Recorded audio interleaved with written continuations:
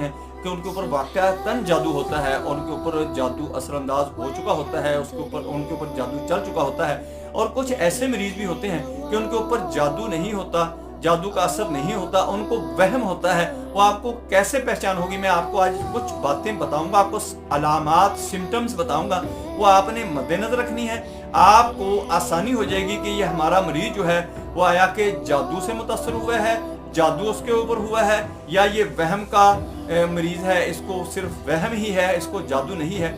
दोस्तों, आपने सबसे पहले इस वीडियो को आगे लोगों के अंदर शेयर करना है, ताकि जिन लोगों तक मेरी वीडियो नहीं पहुंच रही उन तक पहुंचना शुरू हो जाए।